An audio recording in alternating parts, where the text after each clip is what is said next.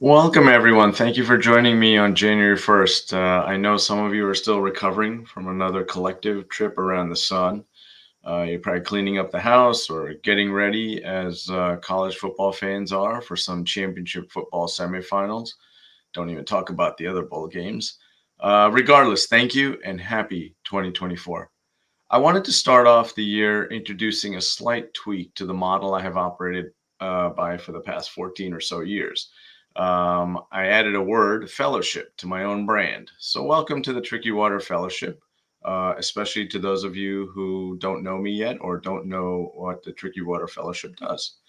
What is the Fellowship? Fellowship is an informal organization. I didn't want an agency or a partnership like I've had in the past. Given the ebb and flow of the type of work I do and get involved with, I want it to be agile and fair to the folks I work with. So we can all be independent and be as valuable to our clients as possible and to ourselves. And if we need help from one another, even if we're not working on a project together, we have each other to bounce ideas off of. And I've had many formal partnerships in the past, and this works well for me right now, works well for a lot of the folks I collaborate with in very many different ways. So quickly, again, I'm going to just run through, for those of you who may not know what Tricky Water is, the Tricky Water Fellowship. Um, it's mainly myself. I founded it, created it. It's about 14 plus years old. One of my key collaborators is Mary Swenson. She and I have been working together for about 15 plus years, on and off, on a variety of projects.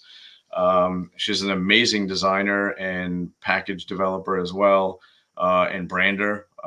She's worked with brands like Pepsi, Chrysler, too many to name. But her most recent run was as a creative director with Ernest and Julio Gallo Winery. I'm sure many of you have celebrated and possibly celebrated last night with some of their products.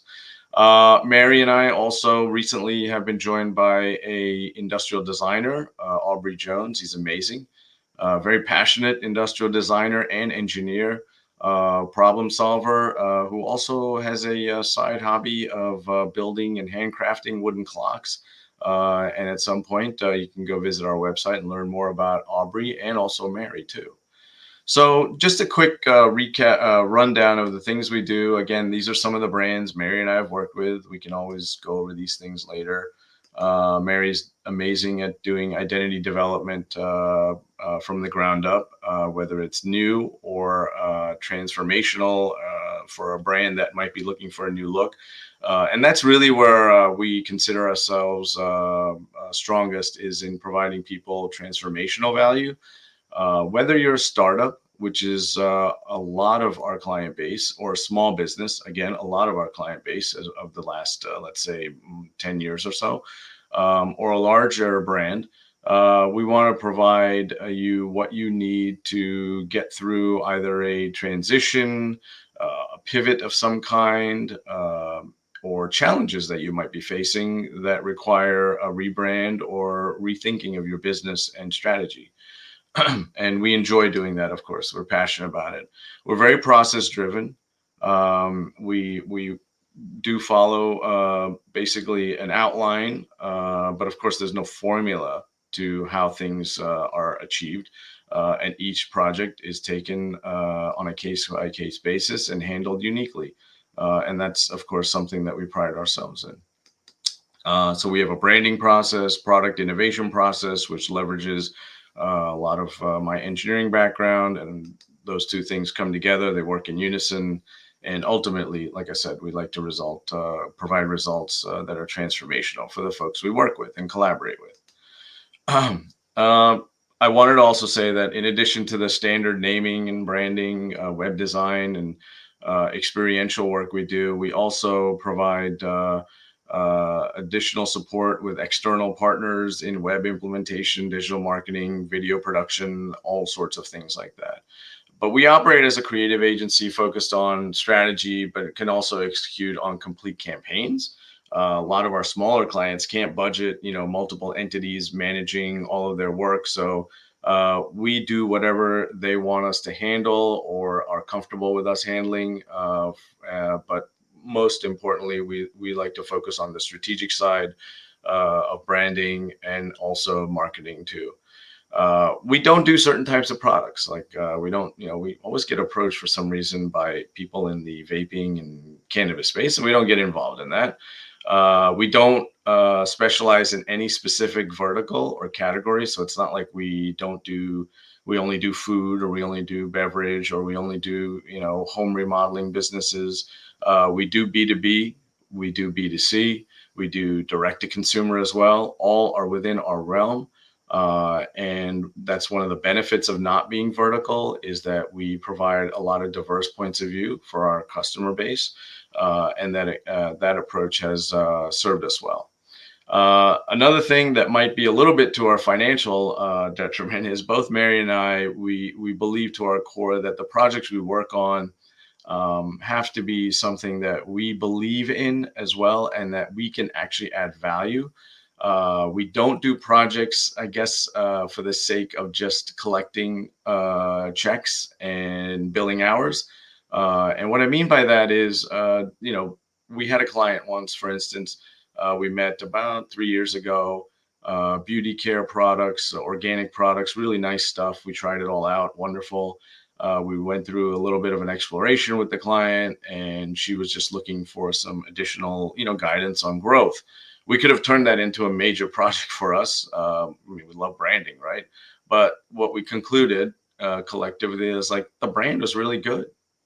The job that had been done by this person several years ago to start this thing, and over time was in great shape, and that she probably should invest her money in actual advertising and more like marketing, as opposed to doing anything with her brand or messaging. Her socials were really good. So as much as we would have loved to have done something and reinvented something for her, we didn't think we were going to be adding value that would serve her best, or serve us in a way that we would be providing the best results. So we pride ourselves on that. We pride ourselves on authenticity of the work we do and our relationships with our clients. I had a real estate client a few years ago. He was very successful in the legal space for real estate, and he wanted to develop his own app. He had come up with a very detailed model and plan for developing a technology platform to serve the real estate market.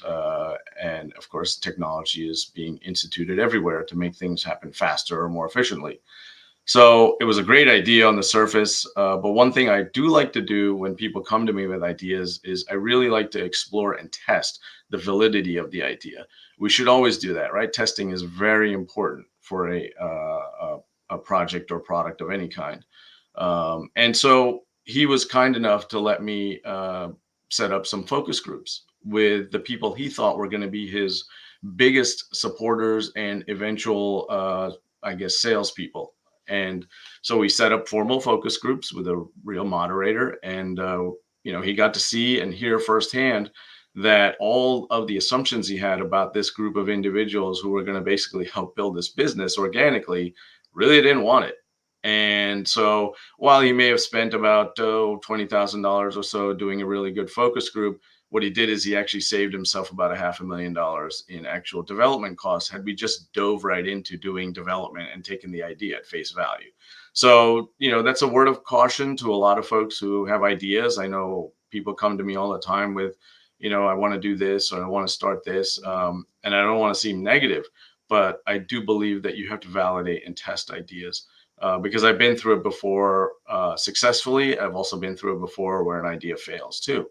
And so the more upfront work you do to test out your idea or concept, the better. In addition to working on client projects, Mary and I also have some ideas we've been developing for the past couple of years, what I like to call homebrew ideas. Because ultimately we are branders and marketers, and we also are entrepreneurs. And many years ago, I had my own Bluetooth electronics business.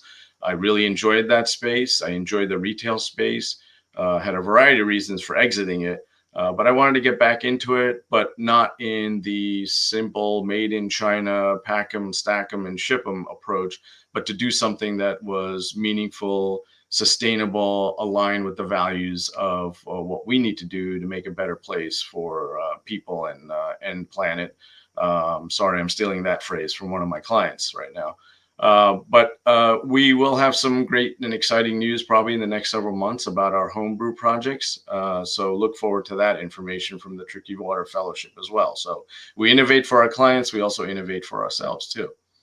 But most importantly, why am I having this live stream today on January 1st, when so many of us are probably just tired and groggy and getting up from a long night, or actually a long night, and then the dogs don't necessarily understand that part of things. So early morning as well.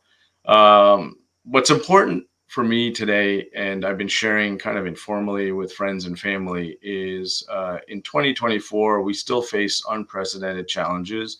People around us face unprecedented challenges. So, two things that I want to improve on, or two concepts, right, are basically surrounding, and I'll put them up here. Of course, like I had mentioned earlier, we want to serve our clients with value. We want to make them smile and succeed with a combination of our lived experience and business experience. And that's what brings me to the final 2 points here about this for this discussion. Um, Random acts of kindness. So you might be saying, well, what does that have to do with LinkedIn? What does that have to do with business? Well, it's again a combination of lived experience and business experience, right? And what I found is that no matter what you're facing or struggling personally with, a random act of kindness can not only help someone else, but it helps lift you too, and it puts you in a better frame of mind. It puts me in a better frame of mind to help work with my clients. If I do something good for someone else that's unexpected, then I know I am also capable of doing that for my clients. One thing is, we don't overpromise, right? Because we don't want to lead people in the wrong direction or give them the wrong impression that anything is possible, even though it might be. But we do want to make sure that we are genuine and authentic in whatever we present to them.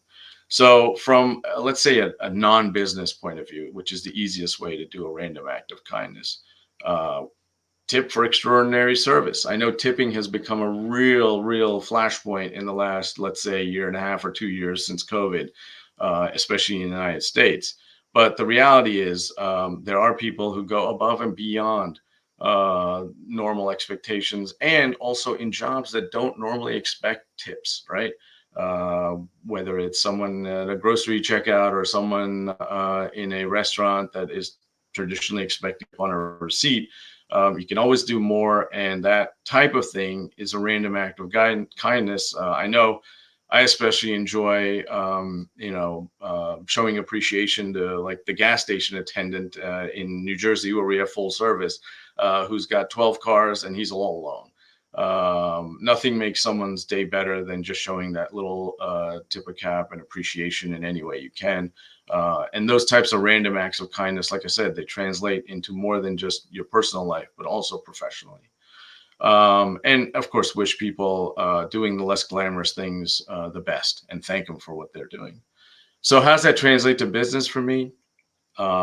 Here on LinkedIn, that would translate to me as if someone needs my time or advice, if someone needs a referral, if I need a referral, or unsolicited reviews, I'm willing to listen and offer what I can, right? Because the job market, while unemployment is low, I've seen a lot of people say that, hey, they've lost their job or something has changed and they need help. And so providing additional support to folks in the network, in your network, or maybe not even directly in your network, if you see someone that needs some help, uh, do your best to try to provide it, because it definitely I know it makes me feel good. I'm sure it'll make you feel good, and you're helping someone along the way. So random acts of kindness is one of my key messages for 2024, to improve on that for myself, and hopefully more people do that for the folks around them and themselves too. Be resilient. What does this mean? Resiliency. Well, my wife of 27 years has had to be very resilient with me. But she also is an amazing example of a powerful woman succeeding in difficult industries that are male dominated, and present all kinds of challenges. And hopefully someday she's willing to accept my offer for maybe dinner or something and show up on a live stream with me. That'd be great for other leaders out in industry, as well as especially female leaders, to hear from her own experiences about how she's been able to reach several pinnacles of success in her own experiences. So non-business wise, resiliency to me means do what you need to do for your health. I had my own health scares in 2023. Probably a lot of people did with COVID, among other things. But I know that because I paid attention to that health, I was able to improve on what I did in the past by orders of magnitude. So I'm kind of happy about that. Wish I had done some of that stuff sooner, but the body, if you take care of it and respond to it and listen to it, can be quite resilient. So don't put off any personal health matters, because if you don't take care of yourself, you can't take care of the loved ones around you, whether it be parents, your spouse, your kids, other family members, loved ones. And so, resiliency is a big part of also business for me. I mentioned my interest in Bluetooth electronics and my own brand that I had some years ago. Started it before Apple even had AirPods and Beats came on the scene with their Bluetooth products. It was something that I saw as a real opportunity. I was actually introduced to a billion-dollar unicorn in Silicon Valley, the CEO, by a venture capital fund. And I had some ideas for them for this brand, really popular brand, now no longer exist. And the CEO kind of had a little bit of a arrogance to him and didn't really want to listen. So instead of being discouraged, or instead of being overly persistent, maybe I should have done that. But in either case, what I decided to do is I just started my own brand, right? It was quite energizing, quite empowering to make my own brand, my own name. I mean, I took all the things I know and I implemented them and started a Bluetooth electronics brand of my own. And met with some modest success for about 3-4 years, until I realized that it wasn't quite aligning with my own personal objectives and values. And so I exited the business, but it was a great lesson in accepting rejection from a potential client or partner, and then turning it around into something really positive. And that was a great experience. And that's also why I love the idea of working on homebrew products and homebrew ideas of my own.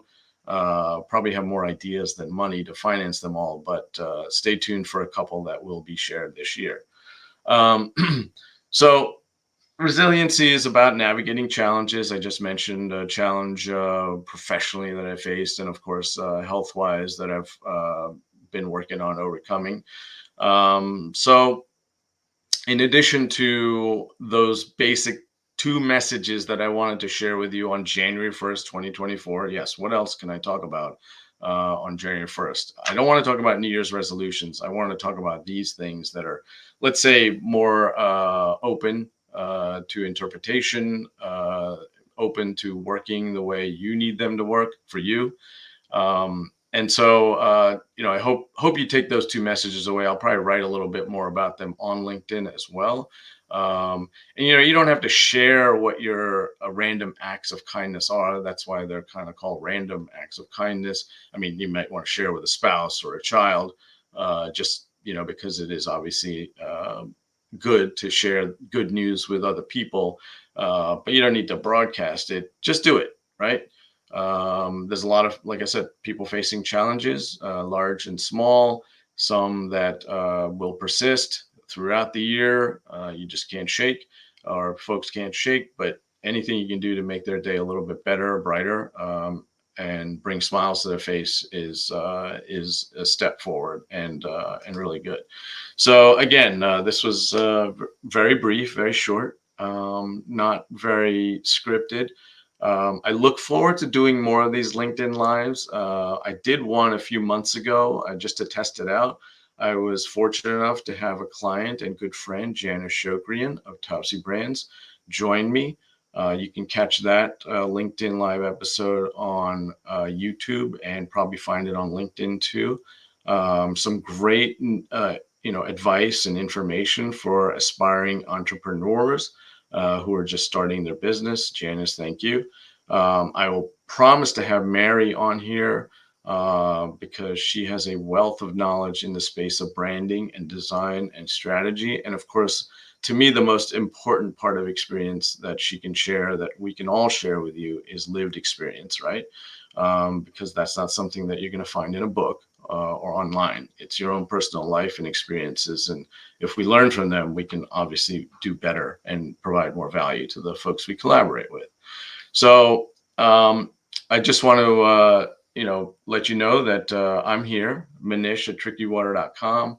Reach out to me at any time to chat about anything. It doesn't have to be business. It can be anything that crosses your mind, and it doesn't have to mean like, oh, we have to work together in the future either. I just enjoy networking. That's what LinkedIn's all about. And I want to wish the folks who are struggling, unfortunately suffering in the middle of war zones and various other challenges. As a parent, I especially want to do what we can to help the voiceless and powerless children who are out there who need hope. Perhaps there are random acts of kindness that you can do along those lines. Do your part to help them, and you know what? Urge the leaders that you know or have access to do a better job, whether step aside and let other people come in, because there's a lot of people hurting right now in the world and they need help. So again, I want to wish you all a happy and healthy, prosperous new year. I'm just going to quickly check my comments to see if anyone's got any questions. I don't think there's any questions, but I appreciate the folks that did chat in. Like Mary's actually on, and Janice actually chimed in as well. Appreciate it, guys. And I appreciate anyone else and everyone else who joined. I will, of course, have this episode up on YouTube for you to follow up on later. Thanks very much, and wishing you all a happy, healthy 2024.